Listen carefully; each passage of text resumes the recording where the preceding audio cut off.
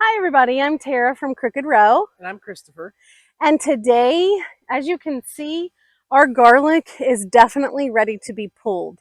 So stick with us because after we pull them, I want to tell you some important things that you need to know about your garlic. So we're going to get started on pulling up the garlic. The tools that we need today, we're going to use a pitchfork today, and I'll show you how we're going to use that. You have to be really careful not to pierce your garlic heads. If you don't have a pitchfork, you can totally use a shovel, but again, stick with us and I'll show you why and what I mean. We also have a wheelbarrow because we have 10 tons of garlic to get up, but we're going to go ahead and get started and I'll show you what to do. So if this is your garlic right here, you're going to want to pull back because you don't want anywhere near to pierce those heads. The only thing you want the shovel or this pitchfork for is to pull up on it. That's going to loosen up the dirt and going to allow you, oh, see, I was kind of worried that I'm going to have soft necks anyway because, oh, yeah, these are still in there pretty good. Oh, because look at all these bubbles.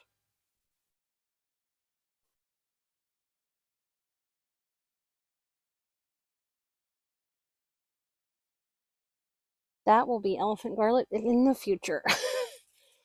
um, these are first year.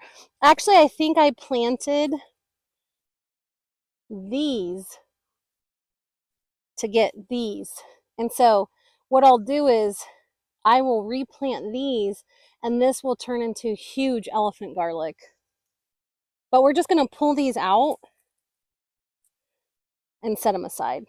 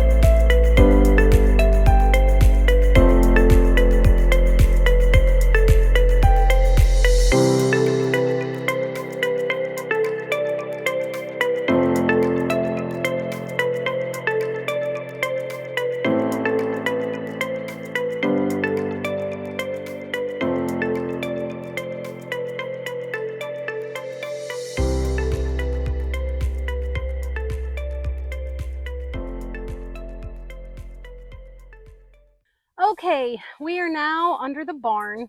Not under the barn. We're under the tree by the barn, as you can see in back. So my boys, we have a spool table from the electric company, and then we're putting a pallet on top. Next to that, we have some old cabinets that we'll put a pallet on top of that too. Now, let me explain the reasoning behind all this. So I want it up off the ground so that animals don't get into it. That's the first thing. The second thing is that we want airflow to get under and all around the garlic. I would like to show you something. When you have, one of the reasons why we pulled the garlic is because we're getting a lot of rain this year. And so these are all turning yellow. And I typically would have left them in until after 4th of July. But we just couldn't afford to do so this year because the rainfall is so heavy. You don't want this neck there or here. You don't want that softening. And so these are going to dry out and cure, and then we can store them properly. Now, if you just have very little garlic and you don't really need to store it, or you're not going to braid it, or it doesn't need dried for you because you're freeze drying it or just whatever the case may be, then you may be able to skip this step. But we definitely braid ours. We definitely hang them in the kitchen and in storage. So these all have to be thoroughly dried.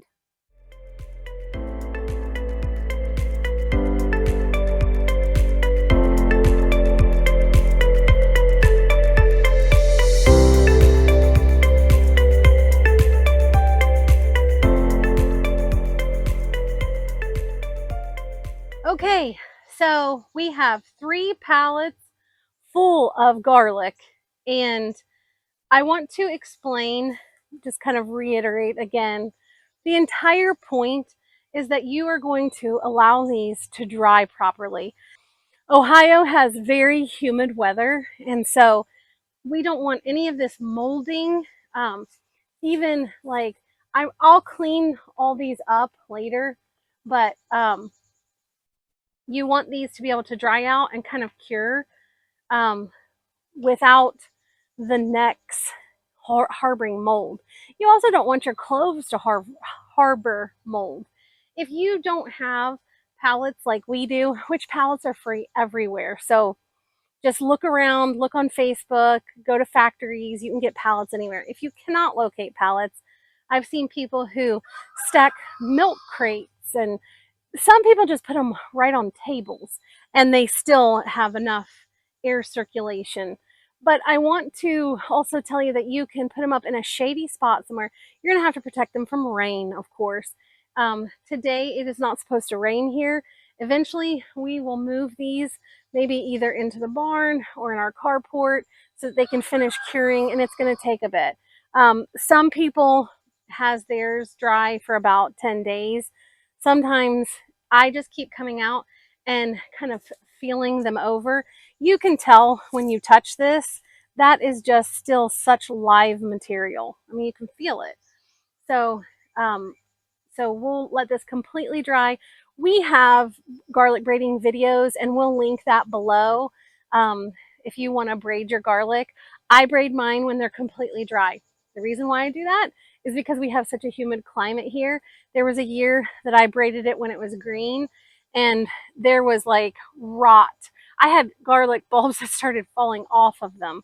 So just take care if you're going to braid them while they're green.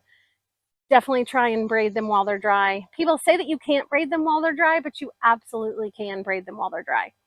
So clearly, again, I have the help of 2 people. The 2 of us, me and Elijah's behind the camera right now.